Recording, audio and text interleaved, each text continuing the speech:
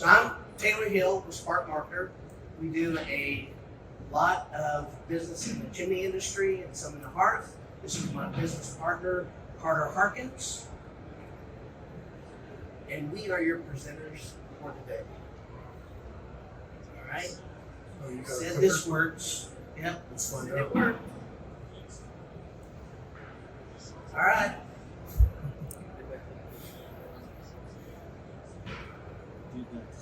Nothing.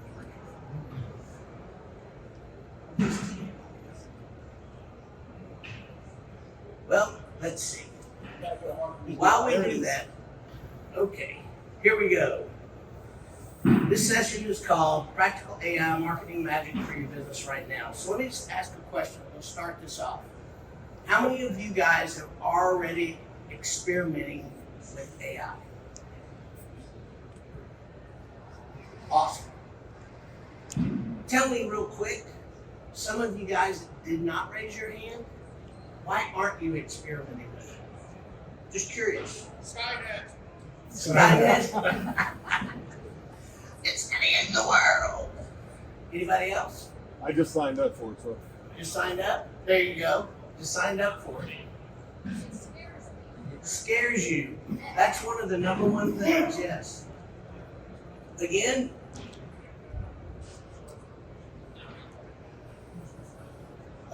protect industry stuff. You want to protect your information. Okay, all right. That's new, but that's not bad. It's not bad. Anybody else have a reason that they haven't jumped into AI? It's different from those. All right. The reason you guys, I love the fact that y'all are here today because you're thinking ahead. All right? AI, whether you like it, whether you're scared of it, whether you think it's going to steal all your information, it doesn't matter what you think of it. It's not going away. All right? It's not going away. So just know that you're going to have to deal with it one way or the other. Does that make sense? So we're going to talk about friend or foe. So here's what happens a lot of times with new technology.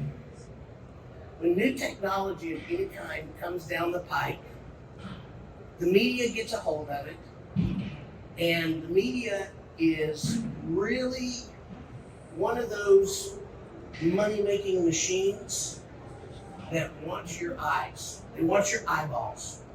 So they normally start out by telling you the absolute worst thing that could ever happen. How many of you guys have ever heard that AI is just going to destroy the world? Not just America, but the world. All right? Yeah. So if you really dig into it, the type of AI they're talking about, they think is about 50 years away. All right? The other thing about it is, until the government tells me it's okay to use, I'm not going to use it because they're going to regulate it. Guys, the internet has been going on since the late 80s. The government has yet to regulate that. So if you're waiting on somebody to regulate it, tell it what you can and cannot do, you're going to be waiting a long time. Okay? So, here's some examples. It's going to take my job. How many of you think AI is going to take your job? You would love it to take your job. Ah, there you go. I love that. A retirement option. That's awesome. Okay. How many of you are really afraid to learn something new? There's a few of you in here. Yeah. Yeah, you know, anytime something new happens and we're unfamiliar with it, it's a little scary. So that's a legitimate reason. How about this one? Do I have to learn something new? I mean, I'm doing all kinds of other stuff. Why do I have to learn yet one more thing that's come out that has nothing to do with hearth or chimney? You ever thought about that? How about I don't want things to change? I just want them to stay the same because it's all going too fast. It's too fast. Anybody thought about that? Yeah, it really is. It goes really fast, doesn't it? And then destroy the world. So I want to tell you a little story. When I was 12, my great aunt passed away very early. It was unexpected. My grandfather, I didn't know at the time, was the largest independent farmer in the United States. After my Aunt Louise died, I was the one that stayed behind with my granddad for 2 weeks after the funeral just to ride with him on the farm. Because he had, back then, you didn't call it depression, but he had a tendency to kind of get really sad. So my grandmother had asked if one of us could stay, and I was the youngest, I got to stay. So for 2 weeks, we drove all around this massive farm, all right? And so I asked him a question one day. I said, Poppy, how did you get to where you farm all this stuff? Because here's something I knew. I'm thinking, it's you, it's Uncle Luther, it's David, and it's Charlie. There's 4 of you. How do y'all do this? And he said, you know what? Nobody's ever asked me that question. And he thought a minute. He said, well, you know, it goes back to a long time ago when I was about 14, 15 years old, and tractors. When tractors started seeing, all right? And we were still using mules and horses to plow. Said, so when we finally got a tractor, it cut my time. I mean, not in half. Not even in a quarter. He said it took me 1/10 of the time to do what I needed to do with that first tractor. He said, so what I learned from that is when something new comes out, get it, test it, figure out what it's going to do for you, what it won't do for you, and use it. I said, well, did everything go good? He goes, oh no. He said, there's sometimes people bring things out and you think, man, it's going to change the world, it's going to be great. And you use it for 2 weeks and go, yeah, it just breaks every time I turn around. How many of you guys have done that, right? Got something that's going to change your life and it just didn't work. And I said, but you kept on. He goes, yeah, because you never know what that next thing is that's going to work. So I want you to think in terms of AI, the internet, the iPhone. How many of you would get lost without your phones? Yeah. How many of you run your businesses when you're not there by your phones? Yeah.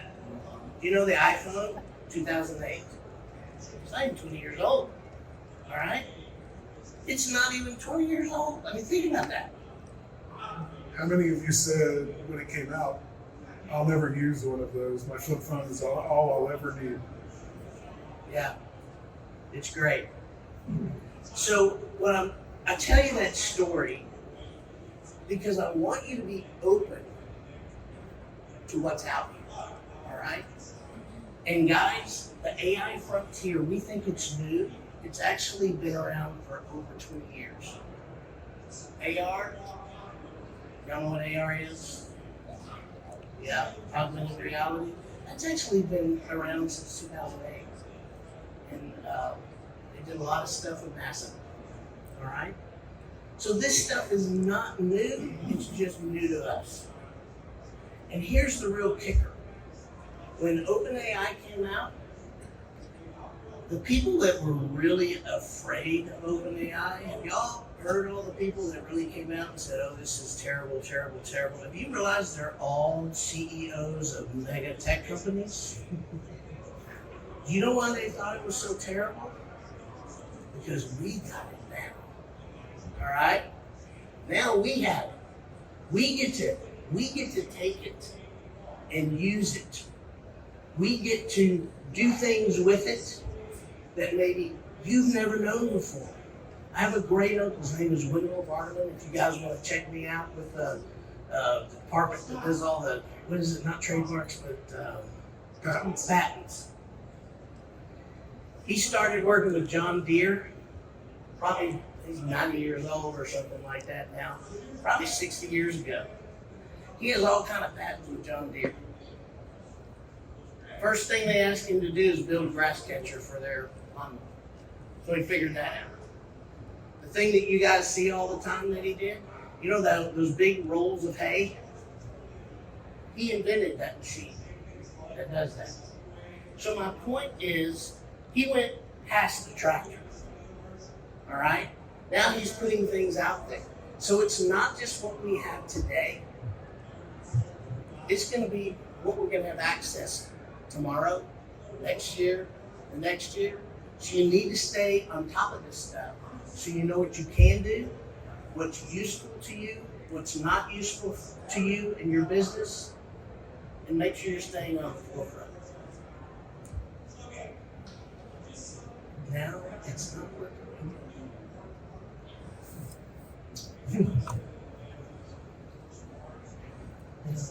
Sorry guys, I can't help the technical stuff. Where's our guy? There we go. Okay. It's like has to wake up or something. Yes. We're not fast enough. I mean, it's not AI powered. Yeah. So catch the wave. Anybody of you surfers? Anybody surfers here? There you go, you got one. So catch the wave. There's a lot of people that paddle out there, right? You got a lot of paddlers out there, and they're all, some of them are there, and then you got the ones that will finally they'll jump on and catch the wave, right? Oh, use a kite now so you don't have to catch a wave. There you go. So what I really encourage all of y'all to do is figure out how you can use it. And we're going to talk about some of the use cases, how you can use it, the tools that are out there that are available to you, and we're going there. There you go. Yeah. So, Carter? Let me just kind of say a couple of things about AI that we're noticing. I mean, it's early days, right? So what works today may be old and outdated in, 2 weeks' time. What's just a promise today of something that's coming may be here faster than anybody realizes is possible. I don't think AI is at the point that it's going to replace your employees yet. But I do think that employees who use AI will absolutely start replacing employees who don't. We have a saying in our business: if we catch you using AI on the job, it is automatic grounds for promotion. And we're serious about it. We want our employees to understand AI, how to use it, how to multiply their effectiveness and their productivity in their job.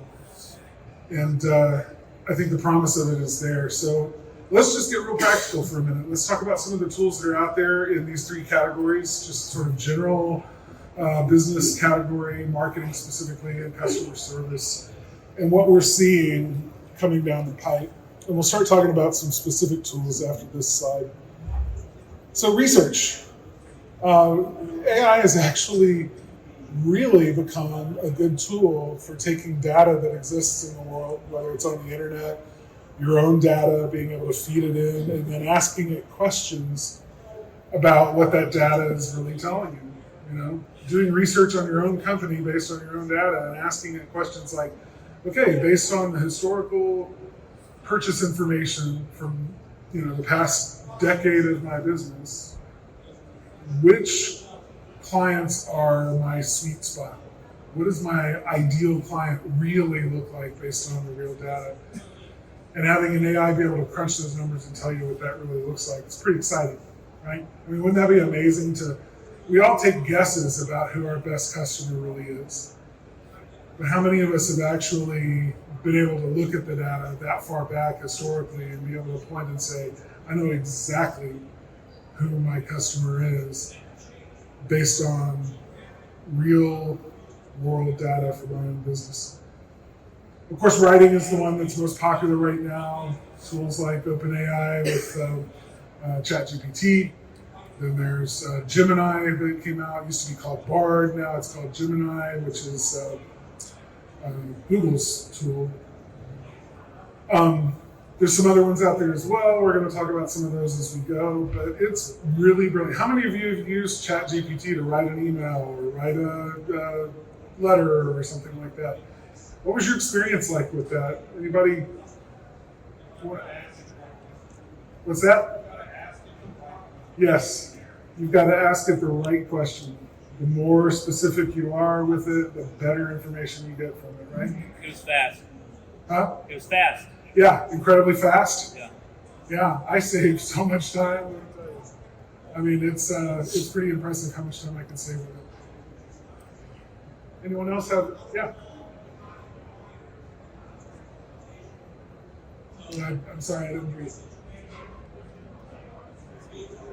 Yes, yeah. It gives you kind of a framework or a layout of, maybe a bigger document. You'll use the bullet points and outlines to be able to work with. Is that kind of what you're reading? Yeah, yeah. Yes, you first. Yeah.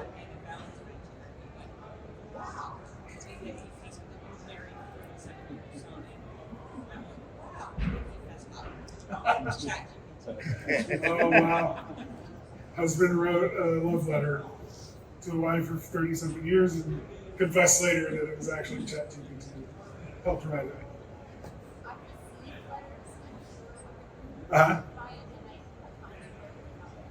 Very inauthentic. You've received letters that you think, yeah. No, I can see that. I mean, it's up to us as users of the technology to make sure that it represents who we are, right? To make it as authentic as possible.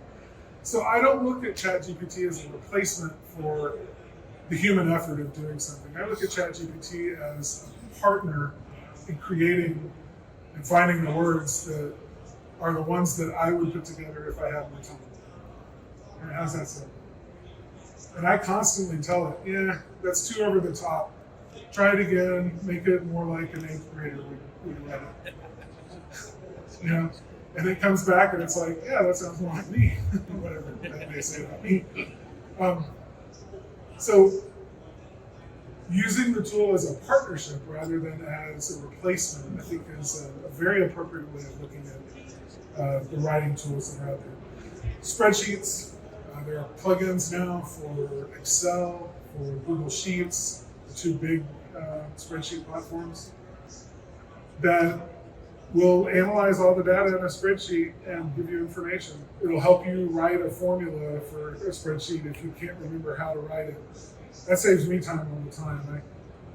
Being a marketer, I get client lists all the time of customers, and sometimes they're in rough shape, and we've got to do some cleanup, and we've got to standardize and format, and I need formulas in order to be able to do that quickly so I don't have to go line by line.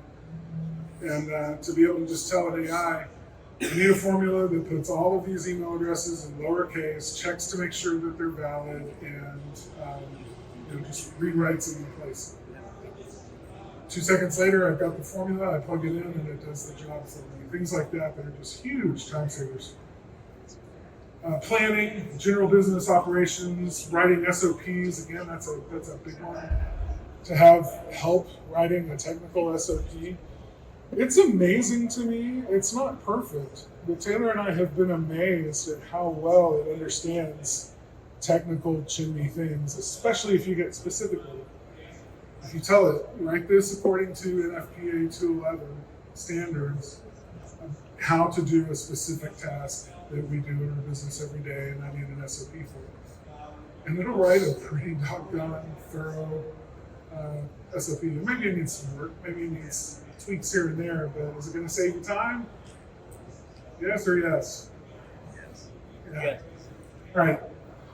Let's talk marketing, email campaigns, ads, postcards, SEO, pre-sales, answering reviews. These are all things that we're seeing capable AIs being able to do.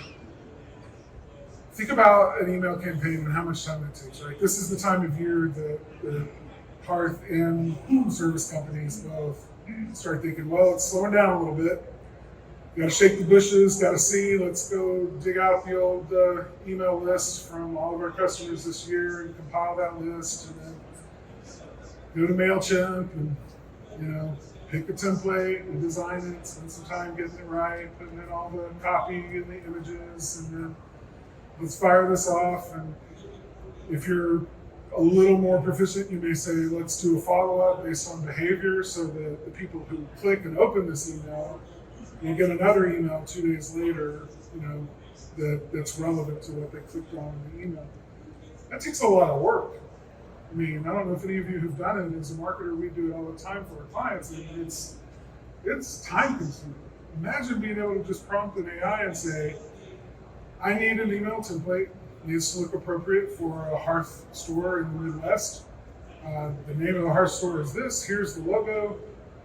Here's our brand colors. Here's our special offer. Here's the call to action and the link that it needs to lead to on our website. Go. And then watch what it creates. We've done it. And it's cool because in one case, there were 0 edits that had to be made. It gave us something that was so on spot on, brand specific. I mean, we just let it roll, just as it was. It was beautiful. And it sounded authentic. That's the main thing. Ads and postcards. We're seeing tools that you can prompt it, you can show it previous designs of postcards that you've done, and say, create me something new based on these, so that it kind of fits in the brand and everything else. But let's create a new postcard and just watch it take off and do it. Answering reviews. Did you know, first of all, how many of you answer every single review on Google when they come in, good or bad? Yeah, good on you. Those of you who don't, it's important. It's a signal to Google that you're a real business. It's a signal to your customers that you care about the interactions with them, whether they're good or bad. And there are AIs now that learn your voice. They look at all of the previous responses to reviews that you provided, and it'll compose responses to those reviews. Maybe you're not comfortable just letting it write and post it for you on your behalf, hands off, completely sight unseen. Maybe you want to see that response before it gets posted. I don't blame you. It's like I said, it's early days with AI, so we like to keep our eyes on it before we turn it out loose in the world. But man, what a time saver to be able to just scan through the last 5 reviews that were left today, go accept, and just let it post that response for us. Customer service, chatbots. How many of you hate chatbots? You see it there, and you ask it a question, it's as dumb as a box of rocks, and you're thinking, why on earth did somebody put this on their website to represent them? We hate them too. We've looked long and hard at the different ones that are out there, AI-powered and otherwise. And it's been hard to find one that we like, but we found one. We'll talk about that here. Scheduling. Any service truck-based businesses here that you've got a full-time person in the business who just does nothing but handle scheduling and dispatch? It's one of the, I'll say this because I've spent enough time with our clients in their businesses and watched the people in the office and the job that they do. And I will tell you without hesitation, what they do is tougher than what you guys climbing roofs do. It is hard to juggle all of those logistics and get that done. It's truly amazing to watch a good one, a good employee who really knows how to do it, and watch them do the mental gymnastics it takes to handle that particular role. Imagine an AI that can assist that person and reduce the time that they spend on it by up to 70%, right? To where now they can focus on things that only they can do in the business. How so? Yeah, actually allowing visitors on the website to book appointments by conversing with an AI. That AI is aware of your appointment openings on a real-time calendar that's synced with your system, so that they're never given an opportunity to book an appointment that doesn't actually exist. An appointment slot that actually exists. Yes, you can segment based on area. It'll ask you what part of town are you in. You can tell it, and then based on the criteria that you've set up, it'll only book appointments on days that you're working in that part of town, or book it with a truck that specializes in that part of town. This is the kind of stuff that we're seeing that's just truly amazing. Now, some of it's expensive, and some of it you have to have specific kinds of software, field management software, in order to make use of and use, but it's all possible now, and it's truly incredible. Following up. How many of you have a rigorous process for following up on open estimates in your business? Oh, yes. Yeah, a few of you. The open estimates represent hundreds of thousands of dollars and usually millions of dollars every year for a service business with multiple trucks. We spend so much time chasing the new leads, and all of these leads that we pay for, we go out, we provide an estimate, the customer says, yeah, I'm not sure yet, I'll let you know. And for whatever reason, as salespeople, we just ignore them, and we go chase the new lead, the new opportunity, the new estimate, right? We forget about these stacks and stacks of estimates that are piling up, and not really going after it. It represents a ton of money. What if you had an AI that you could just tell, we'll follow up with Mrs. Smith about the estimate we just provided, and it's intelligent enough to be able to understand what that estimate was about, what the job was that was done, communicate very specifically about what it would take to become a customer and get that job done. So personalization, all of these things. Let's talk specific tools here if my thing hasn't fallen asleep.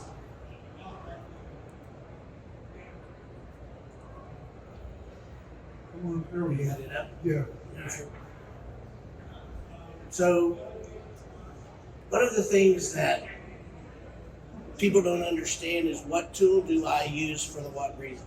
Does that make sense? Because there are tools you can do a little bit of everything with, and then there are tools that are kind of specific. And I'll give you a really good, just kind of rundown on the general tools. Everybody's using ChatGPT, but ChatGPT has been trained up to April 2021. If you ask ChatGPT to do something current, it doesn't know, all right? So it's only been trained to a certain time frame, all right? That doesn't mean that it's not excellent with spreadsheets, that it's not excellent with research, that it's not excellent with all these other things. Does that make sense? Just know that if you need something that's research that's current, then you got to go to something else. The best I've found, and this is brand new, on the 8th of February, Google released Gemini, replaced Bard with Gemini, and Gemini is phenomenal. Not only it is real time, so if you need anything that's right now, Gemini is where you want to go. The other thing about Gemini, and this is my opinion, I know we go back and forth, by the way. But I was able to ask it to give me a chimney with an umbrella over the top. First time, that's all I asked it. To create an image? Yeah, to create an image. And it created an image. You know? So what's that image for, right? Everybody knows what that image is for, right? You want a full cap, right? So, I mean, geez, that was easy, right? You put that on your website. You can take it, do whatever you want to with it. You just created something. So you're able to actually go in and create some of these images that you've never been able to create before, that you've had to hire a graphic designer. Yes, sir. So is it actually creating a brand new image or taking from images? No, I did not feed it any images. The question was, I said, does it take it from a brand new image, create it as a brand new image? It's a brand new image. Or does it pull Right. from the image? On Gemini, you cannot upload images. Okay? They're not going to let you upload images. It's so smart, it knows them. So it's brilliant. So you can take that image, take it in Canva, and really Canva has an AI over there that you can use. My wife uses it for all kinds of stuff. So you can take that image, change the color of the umbrella, change the color of the chimney. You know, I want a white chimney, I want this chimney. So you got this one picture you can use in multiple places, and it's all different. That makes sense? And you can do it in 15 minutes. You don't have to hire anybody. I mean, it's awesome. So, Copilot. Anybody know what Copilot is? You guys heard of Bing? Yeah, that's the new name for Bings. When you go on to Microsoft, that's the new name that they call it now, is Copilot. They changed that about 2 months ago. Bing is really interesting in the fact that they really thought that their AI was just going to rocket them and they were going to get so many more customers. A year and a half gone by, they've gained 2% market share of what they had. That was it. And they spent billions of dollars to be first. So sometimes it's not always good to be first. So, Perplexity. Have any of you heard of Perplexity? You ought to go here and do some experimenting.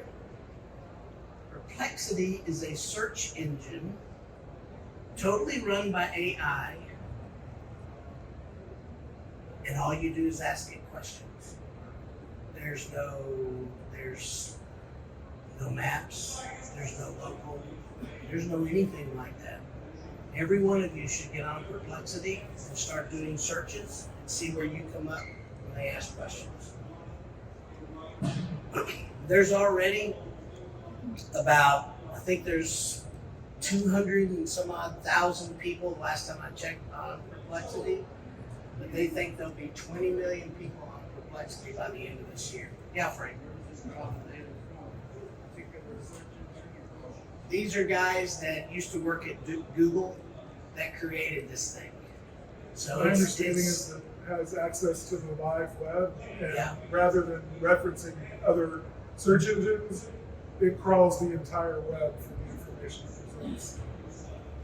But it's fascinating when you get on there because it's a little, you're kind of like this because we're so used to going on and putting keyword things in to find out where we come up, right? You have to ask it a question, What's the best local chimney company in Nashville, Tennessee? What comes up? Because if this kind of thing takes over, then all of a sudden, all the work that we do on Google, now it's going to be a while because Google is the king. I was going to tell you, so don't get freaked out. I'm just saying, and you have to purchase it too. There's a free version, and then eventually you have to purchase it to get so much because that's the model that they have. But if people start doing that and say, I hate Google, I hate Bing, I hate this, I just want to answer my own question. All right? So you need to have your eyes on these kind of things. That's what I was talking about. It's not so much you got to jump at it. It's not so much you got to worry about it. But you got to keep your eyes on it. All right? Because this could very well affect how people find you online in your market. Jasper, AI writer. What's the last one? The last one I'll talk about that. Jasper, AI writer are probably outside of ChatGPT, the two platforms that most professional writers use. Okay? So you've got a lot of versatility with them. They're both paid. You have to pay to be in there.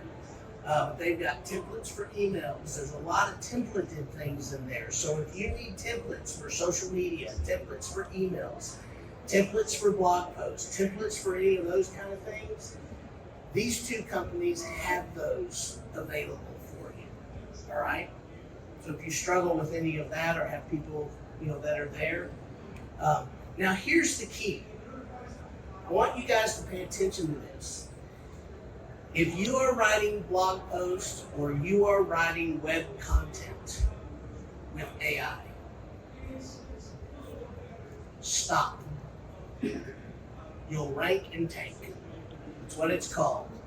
Google will rank you because they haven't figured out that you've written it totally on AI, and then you will just sink to the bottom. Online, that is not the answer. Okay? Use AI Spell checking. There's a lot of different things. By the way, most spell checkers are AI, by the way, just to let you know. Grammarly is what most people use. It's an AI program. You can use AI, but you don't want to see that AI is the majority of what you're putting up. And it needs to be specific. It needs to have all the things that the things you're getting don't have, authenticity, transparency, all those kind of things. So how do you get that? A lot of times, stories. How granular can you get your stories? All right? So these are all things to know. And this last thing, Originality AI, it's also a paid service. But if you're doing these things, you need to go to Originality AI. I didn't do that very well, did I? I'm going to do this again. Originality AI.ai. And put the content in, and it will tell you the percentage of AI written material you have. Okay? It's a very educated algorithmic guess. So I'm going to tell you, I have a degree in electronic engineering, and I got into my field as a technical writer. I can write really technical stuff and feed it into there, and it will tell me I'm 85% AI, and I'm not. All right? So it's not always right, but you need to be really careful if you're using a lot of AI online. Now, when does it not matter? Social media posts. You can do AI written social media posts all day long. Email all day long. All right? Text messaging all day long. All these things are not searchable things. All right? If it's searchable online, you really have to be careful. So what do? All right? If you have something that you got written by AI, make sure you're taking that and going through that, massage it. Like I said, put stories in it. Put some granular things in there that nobody else but you knows. Does that make sense? I mean, I'm looking at Doug over here. He did a great presentation, by the way, and that was awesome. And I hear you're doing it at NCSG. Is that correct? If you're at NCSG and you have not heard Doug's speech, you need to be there. I'm just going to say, give me a plug out there. Thank you. So I'm going to use you as an example, too. Doug's a pilot. Very few people in the chimney industry that I know of are also pilots. So if Doug, with his business, if he's using stories in his flying, all right? You can use all kinds of different things that he sees out there that can relate not only to flying, but also relate to his chimney business. Now, while all of us can't do that, you've got something that you can use to do that with. Does that make sense? So make sure it's real. That's what Google's looking for. They're not saying if it's AI written, we're taking it. What they're saying is, if we don't think it's real, we're taking it. All right? So there are things you can do to really make it real. Does that make sense? Awesome. So, Carter, I'm going to let you do the customer-matic and this piece. Sure. So, marketing was that other category. Lots of tools for that now. Customer-matic and Jenny, these are tools that, well, let's start with Customer-matic. It's, we call it a marketing operating system. So it's AI powered, but it's also a lot of automations as well that you can set up to just run various aspects of your marketing. It's worth checking out. Jenny is one of the chatbots that we've done a lot of research on. There's several companies in the chimney and hearth industries, marketing companies that offer it. It's kind of two ways to think about it. There's the client-facing side or the sales agent side, where a customer comes to your website and Jenny will chat with the customer and provide real answers. I mean, I've had people tell me that it's now answering questions for their business at the level of a CSR who's been working in their business for 2 years. So it's pretty knowledgeable. And it gets better with time. So the more it's used, the better it gets. That's one side of it. The other side of it is as a content creation engine. With an app, your technicians in the field can take pictures, annotate with a microphone, just talk into their device and annotate those images, and then Jenny takes all of that content and creates highly specific case study posts, like for your website based on that information. And again, it's what Taylor was talking about. The more specific and granular those case studies are, the better Google likes them. We put in all sorts of location information about where in town, what part of town you're in, so that Google starts to understand where you do business in town. Anybody ever have trouble getting on the map in Google for a particular part of town where you aren't located? This helps with that. So it's got a real AI component. But the cool thing is it creates this virtual cycle, because now Jenny has helped you create this content to put in your blog, to put in your social media posts. It's now aware of that content, so it uses that content the next time it chats with customers on your website. So it becomes even more intelligent as it goes. Canva. Anybody use Canva before for design? Yeah, a few of you. There's I think a free version still, is that right? There's a paid version that's really good as well. It's great for throwing together social media posts, for the graphics part of it. It's good for postcards. It's good for invitations. It's good for flyers and brochures. It's a lot of templates that are really useful, and a lot of it is starting to be powered by AI. Dolly is an image creator that's a lot of fun to play with. My favorite is Midjourney on this list.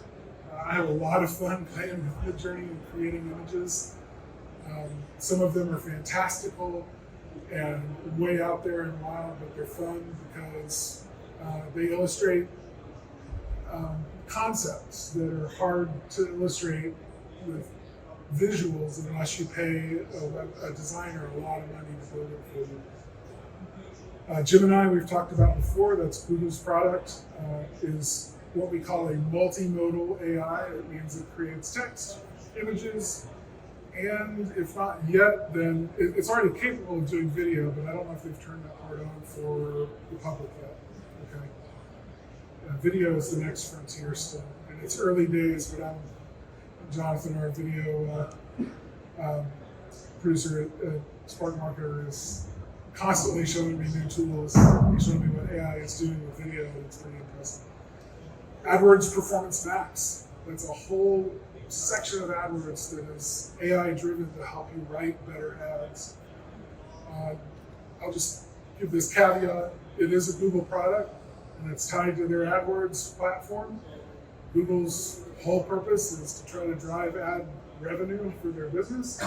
So just be aware that some of the suggestions that their tools may give you are really designed to help you spend money and not necessarily get the best result. So use a caveat emptor, if you will. Customer service, again, back to customer matter. To be able to just touch a customer anytime service has been performed or is going to be performed, to keep that customer in the loop and communicated with in real time, it's such an important thing. Customers want world-class customer service experiences. And AI can help deliver that without having to have a team of 5 people in your office doing nothing but sending emails and text messages all day long. We've mentioned Jenny again as a sales agent on your website answering questions. And then Buck AI. Taylor, you want to speak to Buck? I don't know a whole lot about that one yet.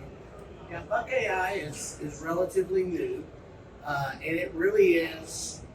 It answers your phone, and this is kind of wild, and I don't know anybody using it yet. So this is brand new. Answers your phone and schedules.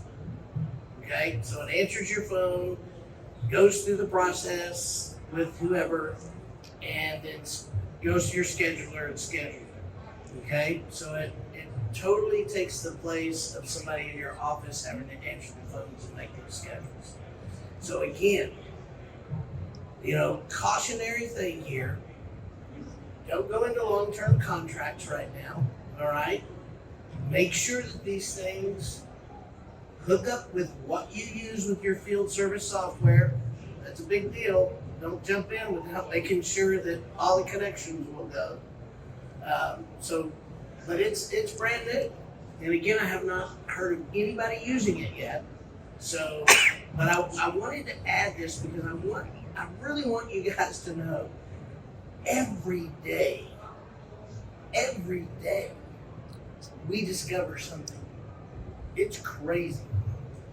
Now, we don't always discover things that we think would work for our customers or for us. Does that make sense?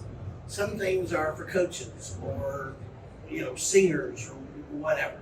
It's like, if you guys haven't visited Rello, I think, that has the sales training. See, that's fantastic, but that's not something we would use as a marketing company, but you guys absolutely. Does that make sense? So you gotta make sure that these things, as they come up, that you vet them very well, okay? That really, to me, is the most important thing when you start dealing with AI. So speaking of vetting it, It doesn't like our pauses. yeah, I really do. Okay, we'll get to Yeah. Let's go over this one first. I forgot about this. So the thing that I want you to, we have a lot of people that go, nope, I don't ever want my customer to schedule. They can't do it. We got to do that. We got to control it. Blah, blah, blah, blah, blah.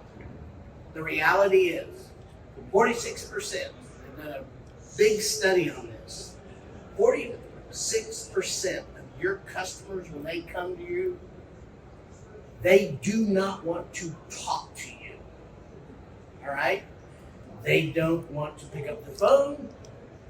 They want to get their stuff done and get it done and over with and go to bed or dinner or whatever else they have on their plate. They don't want to have to call you.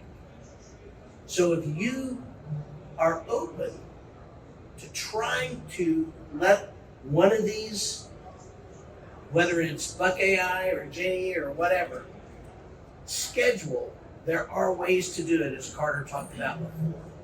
So don't be afraid of that.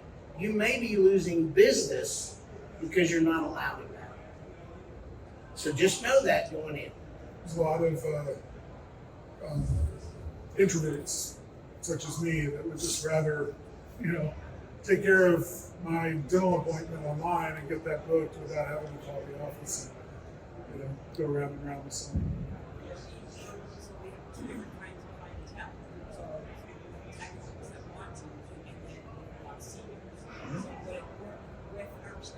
Yes. Absolutely. Yeah, the question is, we've got 2 or 3 different kinds of customers, younger people and seniors. Seniors obviously may not feel comfortable using a new technology, modern technology, but a phone call, of course, yeah, you always want your phone number up there. Absolutely. This wouldn't replace that at all. And a lot of it, like Buck AI that was on the previous slide, some people are setting it up for their rollover numbers, so their primary number is still answered by a human being, but when that human being is overwhelmed and can't get to the phone calls that are still coming in, then Buck AI is there to make sure that, because it's unlimited, right? I mean, it'll answer as many phone calls as you throw at it simultaneously, so you're not missing calls.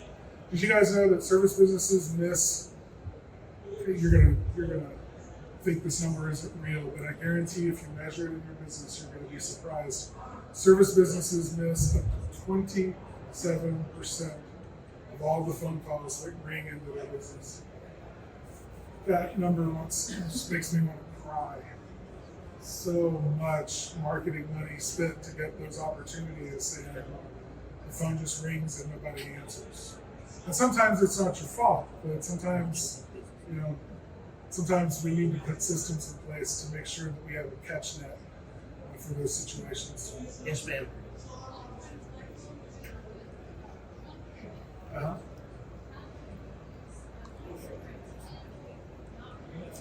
Yeah, great question. How do these programs like these AIs deal with the spammers, the junk calls, the people that are wasting our time on our phones and tie-up phones? That's a good question, and they are, again, because it's AI, it gets better and better with experience. These systems recognize certain numbers, and immediately just know that that's a spammer and they won't answer that phone after a while. If it does answer it and it's a recording, it immediately knows that this is a recording based on what it's hearing, and will shut it down and free the line up. So it's pretty impressive. And if it's a salesman, they don't want to talk to an AI, they're going to hang up. So, yeah. But we have a lot of people that say that as well. Let's go to the next one. Yeah. If we can. Yeah. So we've mentioned, Jenny, this is not a pitch. I mean, we offer it, but there's 2 other marketing companies here in the audience today that are reputable marketing companies that can talk to you about Jenny as well. So this is not, we're not trying to pitch it. I just want to, how are we doing on time? We got about 9 minutes. So I want to leave some time for questions. Yeah. So So, if you want to know how Jenny works on a website, take a picture, go back, get on your computer, you put in your domain, and it will interact with you. Okay, you got to give it about 3 to 5 minutes to learn your website.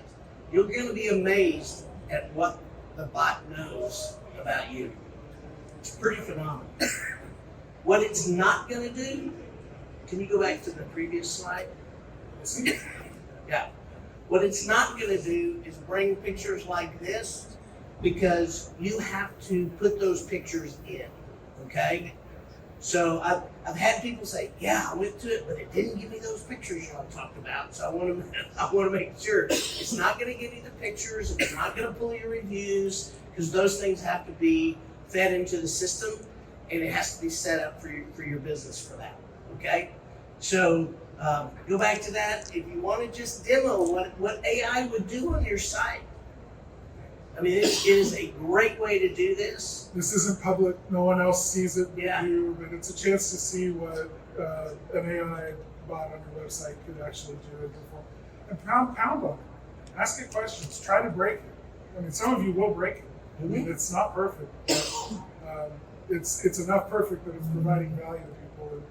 And ultimately, that's what our goal is here today, is to provide knowledge and value to you. And we think this is one that's working out. Yes, sir. Does it affect your ranking on Google, or is that just with text? So does it affect your ranking with Google? Because you're using it, if you're using it, that's the thing. If you're really using the tool, then it's creating content that gets published to your website. Google crawls that content on your website and sees it. And because it's so highly specific, it's better than any marketing company could write for you, because we don't ride around in your trucks every day. You know, I mean, we may come see you once a year and do a video shoot, but you know, we're not always there. So you're there, you're taking pictures already because you're documenting jobs and putting that with the customer records. So it's nothing to just switch apps real quick and take a few pictures and talk into an app and tell it what you're doing. When that kind of level of specificity is in a post on your website, Google loves it. So does it affect your SEO? The question is, oh yeah. So SEO is based on 4 things called EEAT. Let's see if I can get them all. Expertise, experience, authority, and trustworthiness. Hey, really good. Okay? I know normally I'm terrible at these things. I'm like, what's another E? So the expertise part and experience part, if you're out and you've done a job, you're the only one that's done that job. Nobody else out there's done that job. It's just you. Since you're the only one, you're showing experience, expertise for that job. You're showing that you're trustworthy. I mean, that's it. And you're an authoritative there, you can do work. And so when you have those pictures in the system, and then let's say you're doing a gas to wood change out, okay? Just throw one out there. You got a customer that comes to the site afterwards, you got those pictures going, they say, hey, you know, I need a change out. You're changing gas to wood to gas. Oh, we're going from gas to wood. We love the wood. Great. Would you like to see an example? Yeah. And then all of a sudden it takes over the site and gives you the slideshow of the pictures that you took on that job. Here's beginning, here's the stuff in between, and here's the end. And then it comes up, it may say, and here is a 5-star review. Somebody talking about that.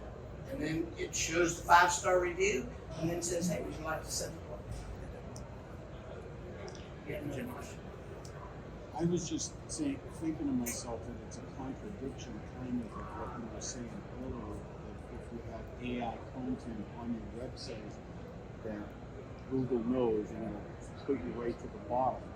But obviously Yes, it I'm can gonna, identify let me address that. the difference Yeah, right, so- from its own. Good point, which I agree with. All of a sudden, the question is, I contradicted myself because I'm telling you, don't put anything on your website that AI writes, right? Okay? However, I also said Google doesn't care if it's AI. Remember when I said that? Google doesn't care if it's AI, if it's authentic, if it's transparent, if it's original. Nobody does that job but you.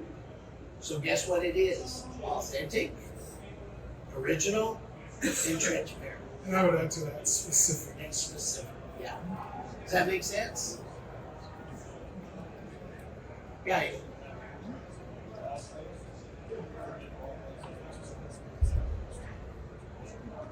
Right.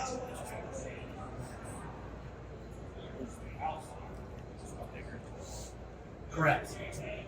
Correct. What he's saying is, learn that ChatGPT is not current, but if you can get a good outline on a blog post and then take that outline and then write. But again, when you write things, you guys have experiences. There's two other marketing companies here, and I guarantee you their number one issue with every single one of you is getting pictures and information. Every client that's mine that's in this audience, how many times have you been asked for pictures and information? You don't have to yell that out because it's going to be a lot, okay? We can't do what Jenny can do. You understand that? I can't get that specific because you don't tell me. Well, we could, but what you would pay to have that is so ridiculous. No small business could afford that. Yeah. And that's honestly what we want to convey to you is that with the advent of AI, I think in the next 2 to 3 years, you're going to be able to reduce what you pay in marketing because AI is an operator of marketing function from your business. Okay? And I think that it will actually be able to do some things better and more completely than any marketing company that you could hire. And I'm saying that realizing that, we're at an existential moment in our industry, serving you guys and realizing that to continue throwing people at problems and services to try to do all of the things that we need to do for you, you're going to start looking as a small business at prices like $12,000 to $15,000 a month because it's gotten that complex. And to cover every single one of those things incredibly well, it's going to start taking budgets like that. Nobody in this room has that kind of budget. And if you do, it probably needs to be spent on, some other things too. So what we're saying is look at AI.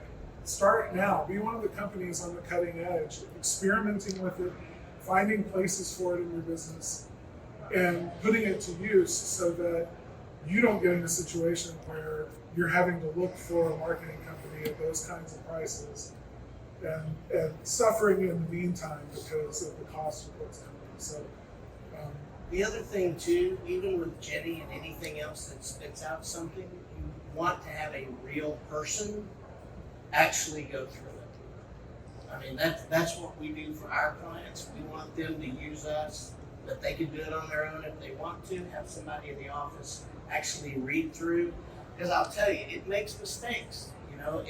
I was a she until I taught it on ours that we have on our site that I'm actually a he. But I'm not the only tailor that's a he in the chimney industry. I know 2 others. So it may mess you up. There may be some things that you have to train it on. But again, it learns, which is really cool as you go through. And there's a couple other things that we can talk about AI, but we're at time. So we're going to be talking about this again at NCSG. So if you guys are there, feel free. We've got a little bit more time there. Love to have the discussion more. And if you have more questions, we're here after the fact.